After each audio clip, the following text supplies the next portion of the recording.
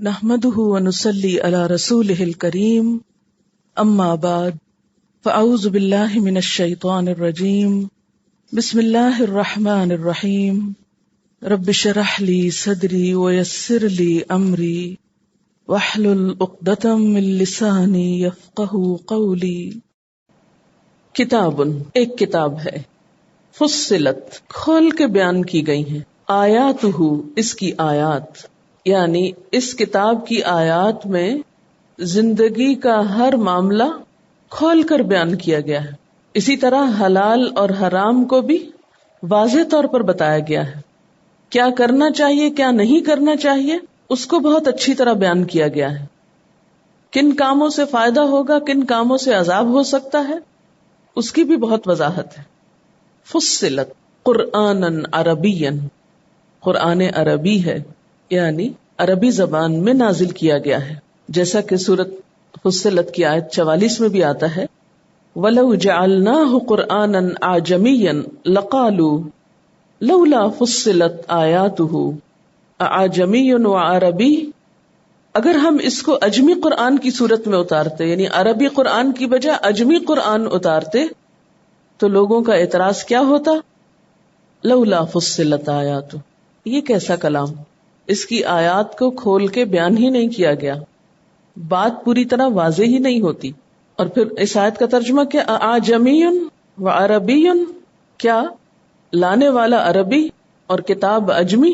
حالانکہ ان لوگوں کا بعض مقامات پر یہ اعتراض بھی آتا ہے کہ اس نے اپنی ہی زبان میں یہ کلام کیوں پیش کیا ہے، کسی دوسری زبان میں ہوتا تو ہم متاثر ہوتے، لیکن اگر کسی دوسری زبان میں ہوتا تو کہتے کہ یہ تو اجمی زبان ہے، اس میں تو بات پوری طرح واضح ہی نہیں ہوئی۔ اس لیے قرآن پاک کا تعارف کرایا جا رہا ہے، کتاب فصلت آیاتہ قرآنا عربیا لقوم یعلمون، اس قوم کے لیے جو علم رکھتی ہو، یعنی جو عربی زبان، اس کے معنی، اس کے اسرار اور اسلوب سے واقف ہے۔ ہم لوگ تو ایک بہت ہی محدود سا علم رکھتے ہیں نا اس زبان کا، اس لیے بعض اوقات اس کی آیات کے اندر جو معنی کا دریا ہے یا جو لطف ہے وہ پوری طرح اٹھا نہیں سکتے، کیونکہ زبان کی اصل سے جو ناواقف ہے۔ لیکن آپ نے دیکھا ہوگا کہ جو کسی لفظ کی تہیں کھلتی ہیں، اس کے روٹس میں جاتے ہیں، اس کی گہرائی میں جاتے ہیں، پھر آیت کو ریلیٹ کیا جاتا ہے اپنے کانٹیکسٹ میں دوسری چیزوں سے، تو وہ جو اسپرٹ آتی ہے اس آیت کی یا روح پتہ چلتی ہے تو اس کی تاثیر ہی کچھ اور ہوتی۔ تو یہاں خاص طور پر فرمایا کہ قرآنً عربیًا لقوم یعلمون، قرآن عربی جس کی قدر و قیمت وہی جانتے ہیں جو علم والے ہیں۔ اس میں ایک معنی تو یہی کہ جو عربی زبان کا علم رکھتے ہیں یا اس زبان کی بلاغت سے واقف ہیں، اور پھر اس سے مراد دیگر علوم بھی ہو سکتے ہیں کہ جو جتنا علم والا ہے اگر وہ سارے تعصب کو ہٹا کر اس کتاب کو سمجھنے کی کوشش کرے تو اس کی صداقت کو جھٹلا نہیں سکتا، وہ اس میں ڈوب جاتا ہے کہ یہ کیسا کلام ہے، اس میں الفاظ کا انتخاب کیسا ہے، کیونکہ ایک لفظ کی جگہ دوسرا لفظ لے آئے تو بات ہی نہیں بنتی، حالانکہ وہ اسی زبان کا لفظ ہوتا ہے۔ لقوم یعلمون، ایک معنی یہ بھی کیا گیا ہے کہ ان لوگوں کے لیے ہے یہ کتاب جو علم حاصل کرنا چاہتے ہیں، جو جاننا چاہتے ہیں، جو سمجھنا چاہتے ہیں، جن کے اندر یہ خواہش ہے اور جن کے اندر علم حاصل کرنے کی کوئی طلب ہی نہیں، تڑپ ہی نہیں، تمنا ہی نہیں، چاہت ہی نہیں، ان کو اس کی آیات سے، اس کتاب سے کچھ زیادہ فائدہ بھی نہیں ہو سکتا۔ اس کتاب سے صحیح معنی میں فائدہ علم والے اٹھاتے ہیں۔ بشیرا و نذیرا، خوشخبری دینے والی، ڈرانے والی۔ خوشخبری کس کے لیے؟ جو اس کی تعلیمات پر، اس کے احکامات پر عمل پیرا ہو، اور ڈراتی کس کو ہے؟ جو اس کی مخالفت کرے، اس پر عمل نہ کرے۔ تو یہاں قرآن پاک کی 4 صفات بیان ہوئی، فصلت عربیا بشیرا و نذیرا، فأعرض اکثرهم فهم لا يسمعون، تو اعراض برتا ان کی اکثریت نے، بے رخی اختیار کی ان کی میجورٹی نے، فهم لا يسمعون، تو وہ سنتے بھی نہیں ہیں، سننا بھی نہیں چاہتے۔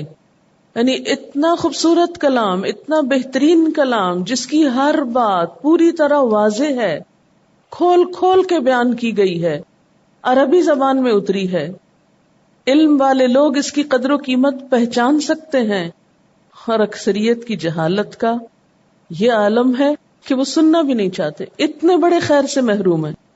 کسی بھی چیز کی طرف انسان کب متوجہ ہوتا ہے؟ جب اسے اس میں کوئی فائدہ نظر آتا ہے، جب وہ اس کو پہچانتا ہے، اس کی معرفت ہوتی ہے، اس کی قدر و قیمت کا اندازہ ہوتا ہے۔ جسے ہیرے کی پہچان نہ ہو، اس کے نزدیک ہیرا کیا ہے؟ ایک چمکدار پتھر۔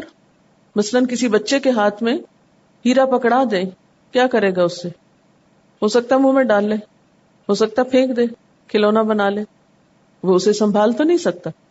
اس لیے آپ اس کو بچوں کے ہاتھ میں نہیں دیتے۔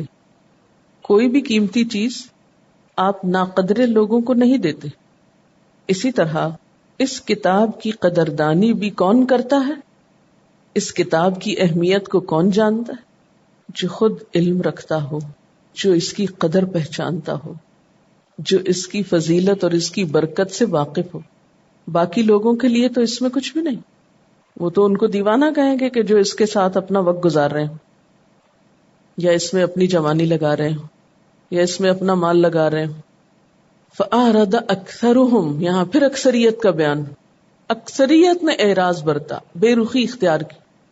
ایک شکوہ بھی ہے نا اس کتاب کا یہ۔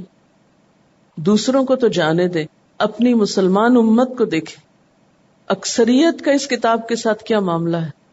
اکثریت کا، میجورٹی کا۔ مثلاً آپ ایک ہی شہر کی آبادی لیں، مثلا کراچی شہر کی ساری آبادی لیں، اس میں سے کتنے % لوگ قرآن پڑھ یا پڑھا یا سن یا سنا رہے ہوں گے، یا خود والنٹیئر کرتے ہوں گے کہ چلے سویرے اٹھ کے خود ہی کچھ پڑھ لیں، ناظرہ ہی پڑھ لیں۔ اب تو اتنا سوتے ہیں ہم، سویرے کے ناظرے کا بھی وقت نہیں ہوتا۔ فَأَعْرَضَ أَكْثَرُهُمْ فَهُمْ لَا يَسْمَعُونَ، پڑھنا، سمجھنا، تدبر کرنا تو دور کی بات، اگر کوئی پڑھ کے سنائے وہ بھی نہیں سنتے، وہ بھی نہیں سننا چاہتے۔ پھر آپ شہر کو چھوڑیں، ایک ایک گھرانے کو لے لیں، آپ میں سے ہر شخص اپنے گھرانے کو لے لے کہ اس میں کتنے افراد ہیں، آپ کا اپنا گھرانہ کتنے افراد پر مشتمل ہے، اور اس میں کتنے % لوگ جو ہیں وہ اس کلام کو پڑھتے یا سنتے ہیں، 50%، 25%، 100%۔ فَأَعْرَضَ أَكْثَرُهُمْ، کیوں ہے یہ اعراض؟ اس لیے کہ قیمت ہی نہیں پہچانی۔ فَهُمْ لَا يَسْمَعُونَ، اس لیے ایسے لوگوں کو اگر آپ سننے کے لیے بھی کہیں، لسنر بننے کے لیے ہی کہیں، تو وہ اس کے لیے بھی تیار نہیں۔ وَقَالُوا، اور اہل مکہ نے کہا، قُلُوبُنَا فِي أَكِنَّةٍ، ہمارے دل غلافوں میں ہیں۔ اکنہ کنان کی جمع، پردے کے لیے استعمال ہوتا ہے۔ ہمارے دل غلافوں میں ہیں، یعنی بند ہیں، لپٹے ہوئے ہیں۔ کس چیز کے بارے میں یا کس بات سے پردے میں ہیں؟ مما تدعونا الیہ، اس چیز سے جس کی طرف تم ہمیں بلا رہے ہو، یعنی جو پیغام تم ہمیں دیتے ہو توحید اور ایمان کا، اس سے ہمارے دل غافل ہیں، وہ فائدہ نہیں اٹھا سکتے، ہم کو سمجھ نہیں آتی، کیونکہ ہمارے دل اور اس پیغام کے بیچ میں پردے حائل ہیں۔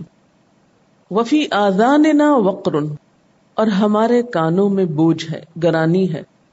وقر کا معنی بوجھ ہوتا ہے، اور یہاں وہ بہرا پن مراد ہے جس سے حق کے سننے میں رکاوٹ ہو، نہیں، ہمارے کانوں میں گرانی ہے، بوجھ ہے، اس وجہ سے ہم حق سن نہیں سکتے۔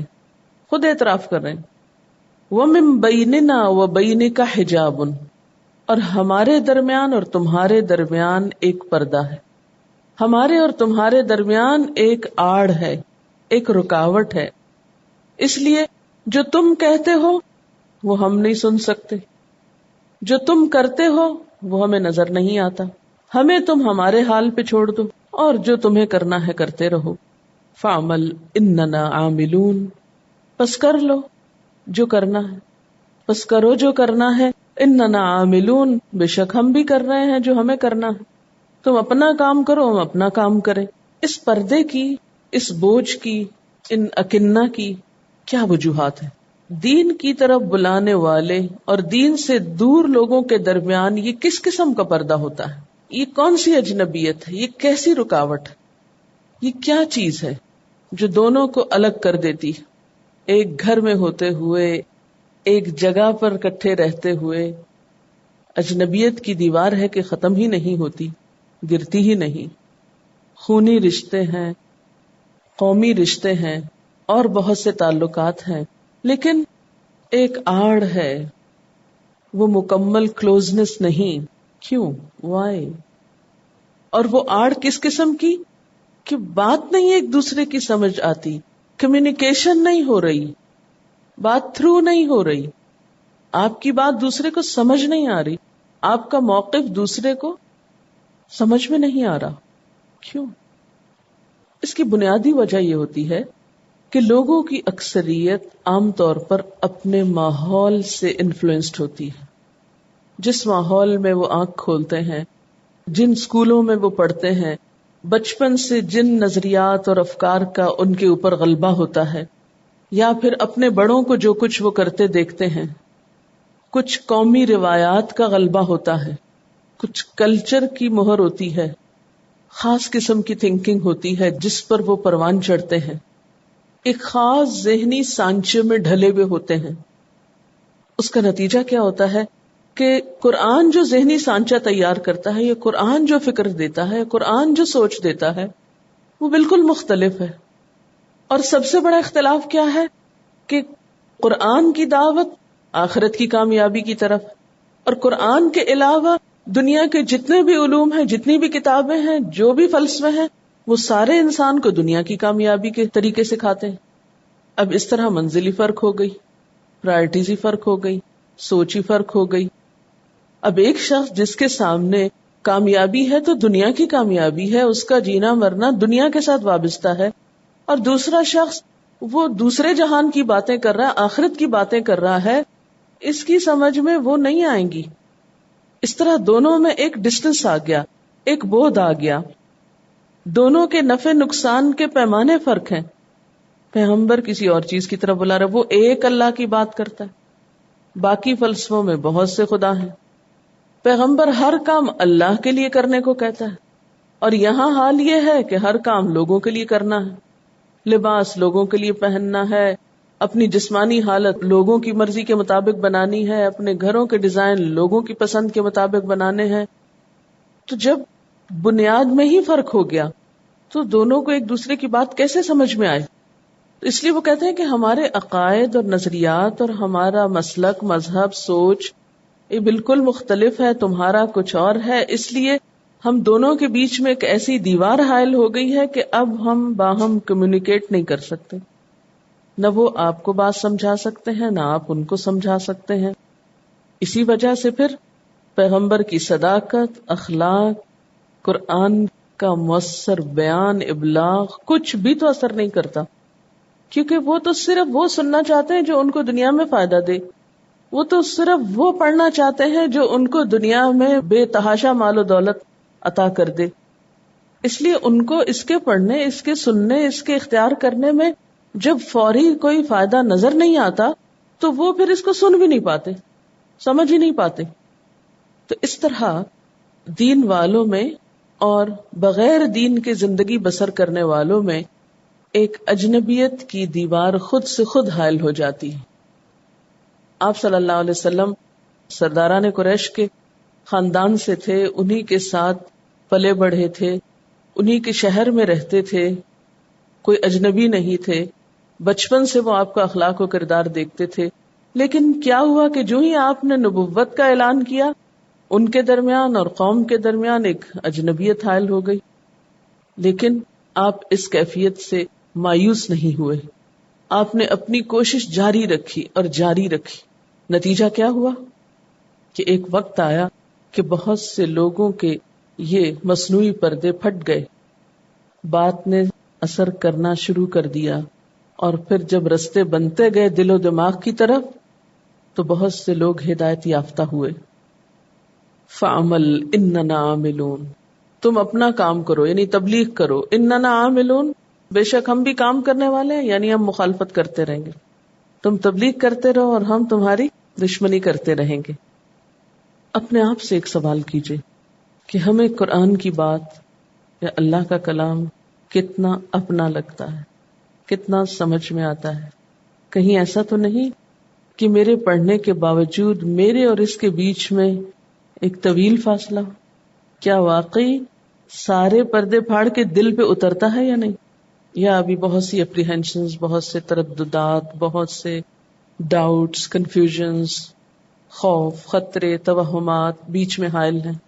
چھوڑیں ان کو، مکہ والوں کو، وہ تو گئے گزر گئے. اب اپنی بات کریں کہ قرآن کا پیغام اپنا کتنا لگتا ہے، دل پہ کتنا اترتا ہے. کیونکہ صرف دل کی بات ہی اپنی بات ہوتی، اس کو اون کتنا کیا ہے ہم نے کہ یہ میرے لیے ہے، یہ میری پسندیدہ کتاب ہے یا میری محبوب ترین کتاب ہے. اس کو اٹھانا، اس کو سننا، اس کو پڑھنا، اس کے لیے کوشش کرنا، محنت کرنا، اس کو آگے سپریڈ کرنا. جاہدہم بہ جہادا کبیرا، اس کے لیے میں کتنی خوابیں دیکھتی ہوں، کیا پلان کرتی ہوں. کیونکہ جس چیز سے محبت ہوتی ہے نا، وہ چیز خوابوں میں آنے لگتی ہے. انسان اٹھتے بیٹھتے ایک پلاننگ کر رہا ہوتا ہے نا. کسی بھی چیز کے حصول کی جب خواہش آپ کے دل میں آتی تو پھر 24 گھنٹے آپ اسی کے بارے میں سوچتے رہتے ہیں. کہیں جانا ہو، مثلا سفر کرنا ہو، تو سفر کرنے سے پہلے ہی آپ ساری رات سفر کر چکے ہوتے ہیں. امتحان دینا ہو، امتحان سے پہلے ہی ایک رات پرچہ حل کر چکے ہوتے ہیں. تو جس بھی چیز کا بوجھ دل پر ہو یا جو چیز دل کو لگ جائے، وہ پھر خیالوں سے نہیں نکلتی. یہ تو پکی بات ہے. اپنے اپنے خیالات چیک کیجئے کہ قرآن میرے خیالوں میں کتنا ہے، میرے خوابوں میں کتنا، میرے جذبات میں کتنا، میرے احساسات میں کتنا. کیا واقعی وہ کیفیت آ گئی ہے مجھ پر ایمان کی کہ میرے اور اس کے بیچ میں کوئی پردہ نہیں؟ یہ کہیں سے بھی اٹھاؤں، کہیں سے بھی دیکھوں، کسی بھی رخ سے، کسی بھی اینگل سے، سیدھا دل پہ لگتا ہے. قل انما انا بشر مثلکم یوحی الی انما الہکم الہ واحد فاستقیموا الیہ واستغفروہ. آپ کہہ دیجئے کہ بے شک میں تمہاری طرح کا ایک انسان ہوں، یعنی میرے اور تمہارے درمیان انسان ہونے کے ناطے کوئی فرق نہیں. پھر یہ حجاب کیوں ہے؟ پھر یہ اجنبیت کیوں ہے؟ میرے اور تمہارے درمیان اجنبیت کیا صرف اس وجہ سے آ گئی کہ یوحی الیہ، مجھے نبی بنا دیا گیا، میری طرف وحی آتی ہے، اور اس وحی کا اصل پیغام اور اس کی اصل روح کیا ہے؟ انما الہکم واحد، کہ تمہارا الہ ایک ہے. میں تمہیں اس چیز کی طرف بلاتا ہوں، دعوت توحید پیش کرتا ہوں، اور یہ بات تمہاری سمجھ میں نہیں آ رہی، اس وجہ سے اب میں کیا کر سکتا ہوں؟ میں تمہاری ہی طرح کا ایک انسان ہوں، میں تمہارے دلوں کے پردے چاک نہیں کر سکتا، تمہیں بات سنا ہی سکتا ہوں، پہنچا ہی سکتا ہوں جو میرے پاس آئی ہے. لیکن یاد رکھو کہ انما الہکم الہ واحد، کہ تمہارا الہ بس ایک الہ ہے. اور کیا کرو تم؟ فاستقیموا الیہ، تم اس کی طرف قائم ہو جاؤ، تم اسی کی طرف متوجہ ہو جاؤ، اپنی عبادت کو اسی کے لیے خالص کر لو. تمہارے سارے کاموں کا مرکز وہی ذات ہو. ابھی جیسے بات کی نا میں نے کہ پیغمبر کی دعوت کیا ہوتی ہے؟ ایک اللہ کی عبادت کرو، خاص سجدہ ہو، نماز ہو، روزہ ہو، کچھ کرنا ہو، خرچ کرنا ہو، صدقہ خیرات کرنا ہو، کوئی بھی کام ہو، سب اس کے لیے. فاستقیموا الیہ، اپنی ساری کوششوں کا مرکز اس کی ذات کو بنا لو. یعنی توحید فوری طور پر انسان کے اندر جو پہلی تبدیلی کرتی ہے وہ مرکز عقیدت ایک کر دیتی ہے، محبتوں اور عداوتوں کا معیار بدل دیتی ہے. لا الہ الا اللہ کہہ کر انسان کے اندر سوچ کی جو سب سے بڑی تبدیلی آتی ہے وہ دراصل کیا آتی ہے کہ انسان دوسروں سے بے نیاز ہو کر ایک اللہ کی طرف متوجہ ہو جاتا ہے، اسی پہ بھروسہ کرتا ہے، اسی کے آگے سر جھکاتا ہے، اسی سے دعا مانگتا ہے، اسی سے اپنی عقیدتیں وابستہ کرتا ہے. اور پھر کسی کو چاہتا ہے تو اسی کے لیے، کسی کو کچھ دیتا ہے تو اسی کے لیے، کسی سے کچھ لیتا ہے تو اسی کے لیے، کسی سے کچھ روکتا ہے تو اسی کے لیے، کسی سے میل ملاقات کرتا ہے تو اسی کے لیے، کسی کو کھلاتا ہے تو اسی کے لیے. وہ بڑے سے بڑا کارنامہ اس دنیا میں کرتا ہے تو اپنی ذات کو نمایاں کرنے کے لیے نہیں، اسی کے لیے. یہ ہے اصل توحید. فاستقیموا الیہ، فاستقیموا الیہ، ایک اللہ کے ہو کر رہو، تمہاری سوچ ساری کی ساری خدا رخی سوچ ہو جائے، واستغفروا، اور اس سے بخشش طلب کرو، گناہوں کی معافی مانگو، کیونکہ انسان کے لیے سب سے بڑا امتحان ہی تو نیت کا ہے نا۔ آپ کو سب سے مشکل کام کیا لگتا ہے؟ خود کو سیدھا رکھنا، درست رکھنا، ہر وقت ایک چیک رکھنا۔ کام تو بہت سارے ہم روٹین میں کرنے لگتے ہیں، عادت ہو جاتی ہے نماز کی، پڑھتے رہتے ہیں، سویرے قرآن پڑھنے کی عادت ہو جاتی، پڑھتے رہتے ہیں، عادتاً ذکر کر لیتے ہیں، لیکن ایک چیز جس کی عادت نہیں پڑتی اور پکڑ پکڑ کے اپنے آپ کو اس پہ لانا پڑتا ہے کہ ہر طرح کے نفع نقصان سے بے نیاز ہو کر، کسی کی تعریف تنقید سے بے نیاز ہو کر، ہر کام خالصتاً اللہ کی رضا کے لیے۔ سفیان الثوری کہتے ہیں کہ مجھے نیت کی درستگی سے بڑھ کر کسی معاملے میں مشکل پیش نہیں آئی، یعنی میں نے اپنے نفس کے جو بھی علاج کیے سب سے مشکل ترین علاج یہ تھا نفس کی بیماریوں میں۔ اس لیے واستغفروا، کیونکہ ہوتا ہی ہے نا، باقی کام تو مثلاً آپ نے ایک دفعہ نماز شروع کی تو سلام تک چلے ہی جائیں گے، نیت کیا ہے؟ ایک دفعہ پکڑ کے لائے اس کو، ابھی آدھا کام ختم نہیں ہوا، وہ بدل گئی، پھسل گئی، پھر پکڑو اس کو، یعنی شروع کرتے ہیں خالص اللہ کے لیے، پھر بیچ میں کوئی گڑبڑ ہو جاتی ہے، پھر اس کو پلٹاتے ہیں۔ لیکن یہ ساری کوشش ہمیں مایوس نہ کرے، اور اس میں بھی بہت اعتدال کی ضرورت ہے۔ اچھا، ہم عام طور پہ کیا کرنے لگتے ہیں؟ بعض اوقات اس عمل سے تنگ آتے ہیں، یا تو عبادت ہی چھوڑ دیتے ہیں۔ شیطان وسوسہ ڈالتا ہے، جب نیت ہی اچھی نہیں تو کیا فائدہ ہوگا نماز پڑھنے کا، نفل پڑھنے کا فائدہ ہی کوئی نہیں، تمہاری نیت ہی خراب ہے تو اس لیے بہتر ہے پڑھو ہی نہ، آرام کرو۔ جب ان کا ثواب ہی نہیں ملنا تو کیا فائدہ کرنے کا؟ تو بہت سے لوگ کام چھوڑ دیتے ہیں۔ اچھا، کچھ لوگ ہیں وہ کام چھوڑتے تو نہیں، لیکن بس چند مخصوص کام کرتے ہیں جو وہ اکیلے میں کر سکے، تنہائی میں کر سکے۔ اگر دین کے فائدے میں کوئی کام کسی کے سامنے کرنا پڑے تو یہ کہہ کے پیچھے ہٹ جاتے، نہیں ہم اپنی نیت پہ کنٹرول نہیں رکھ سکتے، اس لیے بہتر ہم یہ کام نہ کریں۔ ان چیزوں کا علاج کام چھوڑنا نہیں، یا بہت سی ایسی صلاحیتیں جو اللہ نے ہمیں دی ہیں اور وہ اس وقت استعمال ہو سکتی ہیں جبکہ ہمیں لوگوں کے بیچ میں بیٹھنا ہے۔ مثال کے طور پر اگر مجھے ہی آپ دیکھ لیں، مجھ سے بڑھ کر تو مسکین کوئی نہ ہو، کہ اگر میں شیطان کے اس وسوسے پہ چلنے لگوں کہ دیکھو اتنے لوگ تمہیں سن رہے ہیں اور بیٹھے ہیں تو تمہاری تو نیت پتہ نہیں ٹھیک بھی ہے کہ نہیں، کوئی اجر ملے گا کہ نہیں، تو پڑھانا چھوڑ کے گھر میں جا کے تسبیح پڑھوں اکیلے بیٹھ کے۔ آسان کام ہے، لیکن اصل جد و جہد اور جہاد تو یہی ہے کہ جس سے اللہ کے بندوں کو فائدہ پہنچے اس کام کو کرو، اور اپنی کمی کوتاہی پر واستغفروا، کثرت سے استغفار کرو۔ میں کل ہی سوچ رہی تھی کہ اللہ کے رسول صلی اللہ علیہ وسلم جو پیغمبر تھے، جب ان کا مشن مکمل ہو گیا تو ان کی وفات سے کچھ ہی عرصہ پہلے کیا صورت اتری تھی؟ اذا جاء نصر اللہ والفتح ورأیت الناس يدخلون فی دین اللہ افواجا فسبح بحمد ربک واستغفر۔ پیغمبر کو کہا جا رہا ہے جس سے بڑھ کر قربانی کسی اور کی نہیں، جس سے بڑھ کر ایکسیلنس کا لیول کسی اور کا نہیں، احسان ان سے بڑھ کر کسی کا نہیں، مشقتیں، عبادتیں، ریاضتیں اور دین پر مکمل طور پر عمل کرنا کسی اور کے حصے میں ایسا نہیں آیا، لیکن آپ کو کہا جا رہا ہے فسبح بحمد ربک واستغفر۔ تو ہمارا حال کیا ہے؟ کہاں مطمئن ہو کے بیٹھ سکتے ہیں؟ کچھ بھی کر کے کہاں سے تکبر آ سکتا ہے یا آنا چاہیے؟ واستغفر، کچھ بھی کر لیں۔ اسی لیے آپ دیکھیں سلام پھیر کے نماز کے بعد کیا پڑھتے ہیں؟ استغفار کرتے ہیں۔ کیا ضرورت ہے؟ ابھی تو آپ نماز پڑھ کے اتنے نیک ہوئے، اب نیک لوگ سلام پھیرتے ہی استغفار کر رہے ہیں، معلوم نہیں کس درجے کی نماز ہوئی۔ تو ایمان خوف اور امید کے بیچ میں ہوتا ہے۔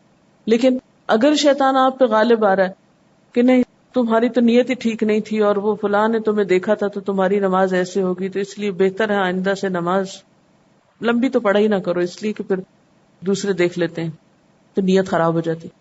یہ حل نہیں ہے، یہ منفی رویہ ہے جو انسان کو عمل میں بہت پیچھے لے جاتا ہے، اور پھر قیامت کے دن حسرتیں ہی حسرتیں ہوتی، کاش ہم اس وقت سے فائدہ اٹھاتے، کاش اللہ کی دی ہوئی جو صلاحیتیں ہیں انہیں استعمال کرتے۔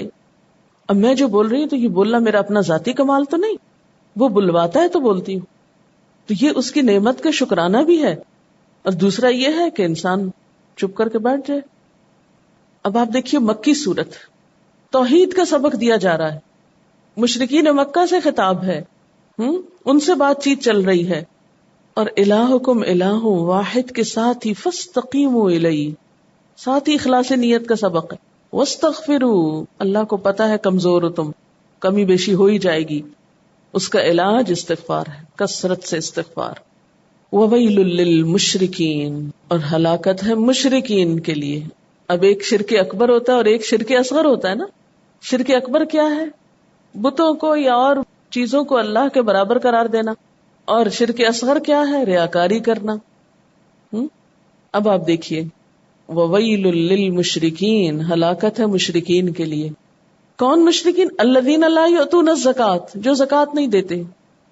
اب اگر اس کو دونوں معنوں میں لیا جائے تو وہ جو مشرکین مکہ تھے وہ زکوٰۃ تو دیتے ہی نہیں تھے، یعنی اللہ کے نام پہ نہیں دیتے تھے، بتوں کے نام پہ دینا پسند کرتے تھے۔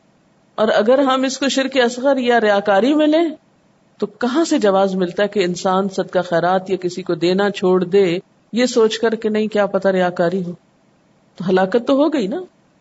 نیک عمل کو روکنے سے، خواہ آپ نیت چھپانے کی کر رہے ہیں یا نیت دکھانے کی کر رہے ہیں، نیک عمل اگر آپ نے روک دیا تو خسارہ ہی ہے، کرنا اور نہ کرنا برابر تو نہیں۔ تو یہاں زکوٰۃ سے مراد بیسیکلی انفاق فی سبیل اللہ ہے، اور آپ جانتے ہیں کہ یہ سورت مکی سورت ہے اور زکوٰۃ ہجرت کے دوسرے سال فرض ہوئی۔ لیکن یہ یاد رکھیے کہ مکہ میں بھی جیسے نماز اور زکوٰۃ کا حکم موجود تھا، مدینہ میں آ کے جو ہم کہتے ہیں نا دوسرے سال فرض ہوئی ہجرت کے، اس کا معنی یہ ہے کہ اس کے پورے احکامات اور اس کی شرائط اور اس کے آداب اور وہ تمام چیزیں بتائی گئی۔ اب آپ دیکھیں کہ دین کے تقاضے تو بہت سارے ہیں، لیکن یہاں زکوٰۃ ہی کا ذکر کیوں ہے؟ اس لیے کہ جس شخص کے دل میں اللہ کی سچی محبت آ جائے پھر وہ اپنے مال کو اللہ کے راستے میں دینے سے بچا نہیں سکتا، وہ نہیں روک سکتا۔ دنیاوی اعتبار سے بھی آپ نے دیکھا ہوگا کہ عموماً جس سے آپ محبت کرتے ہیں اس سے اپنا مال بچا کے تو نہیں رکھتے۔ اللہ سے محبت میں انسان مال بچا کے کیسے رکھ سکتا ہے؟ بخل تو ایمان والے دل میں رہ ہی نہیں سکتا۔ لیکن مشرک جو ہیں، جو اللہ کی قدر نہیں پہچانتے، وہ اللہ کے راستے میں مال بھی خرچ نہیں کرتے۔ وہ کہاں خرچ کرتے ہیں؟ جن کی عظمت ان کے دل میں اٹکی ہوئی ہے۔ اور ہم سو کالڈ مسلمز بھی اپنے مال کے ساتھ جو کچھ کر رہے ہیں، یا جس شوق سے اپنے اوپر یا اپنی خواہشات پہ خرچ کرتے ہیں، یعنی ہم میں سے ہر شخص اپنا جائزہ لے کہ ایمان کے دعوے کر کے، دین سے محبت کے دعوے کر کے، پھر اپنے ہی مال کے بارے میں ہماری روش کیا ہے، ہمارا طریقہ کیا ہے، ہم اپنے انفاق یا مال خرچ کرنے کے ایٹیٹیوڈز یا ٹرینڈز کا جائزہ لیں، اپنی ذات ہو یا اپنی خواہشات۔ خواہشات کا مطلب کیا ہے؟ جہاں دل چاہے، جس کو دینے کو جی چاہے، یہ نہ دیکھا جائے کہ ضرورت بھی ہے یا نہیں، وہ جی چاہتا ہے کہ یہاں خرچ کریں، اس کو دیں، وہاں ہم کس طرح دیتے ہیں۔ اور جہاں اللہ کے دین کو حقیقی ضرورت ہوتی یا اللہ کے دین کی ترقی کے لیے مال خرچ کرنے کی ضرورت ہوتی، وہاں ہم کتنا مال کس خوشی سے اور کس ذوق سے دیتے ہیں اور کس شوق سے دیتے ہیں، کیونکہ ہم سب کا معاملہ تو اللہ کے ساتھ ہے نا۔ اس لیے کسی انسان کے سامنے تو سچا ہونے کی ضرورت نہیں، لیکن ہم سب اپنا اپنا جائزہ لیں تو یہیں سے پتہ چل جاتا ہے کہ ہم کسی کاز کے ساتھ، کسی مشن کے ساتھ، اپنے دین کے ساتھ کتنے مخلص۔ کیونکہ جو جس چیز سے محبت کرتا ہے اس سے پھر مال نہیں بچاتا۔ خاندان کا سربراہ بیوی بچوں پہ کس لیے خرچ کرتا ہے؟ ان کی محبت میں خرچ کرتا ہے۔ بعض اوقات آپ نے دیکھا ہوگا کہ مائیں اپنے بچوں کے لیے اپنی حیثیت سے بڑھ کر خرچ کر دیتی ہیں کہ ہائے بچے نے کہہ دیا، اس کے دل میں حسرت نہ رہ جائے کہ دوسرے بچے کے پاس یہ چیز ہے اور میرے پاس نہیں ہے، چلو کوئی بات نہیں، میں اپنی فلاں چیز نہیں لوں گی، اس کو یہ لے دوں، صرف ان کی خوشی کے لیے۔ تو ایک بچے کی خوشی کے لیے جس سے ہمیں محبت ہے ہم مال خرچ کرنے میں دریغ نہیں کرتے، تو اللہ سے محبت کے دعوے کیسے ہیں کہ جس کے راستے میں خرچ کرتے ہوئے بارہا سوچتے ہیں۔ وآخر دعوانا ان الحمد للہ رب العالمین۔ سبحانک اللہم وبحمدک نشہد ان لا الہ الا انت نستغفرک ونتوب الیک۔ السلام علیکم ورحمۃ اللہ وبرکاتہ۔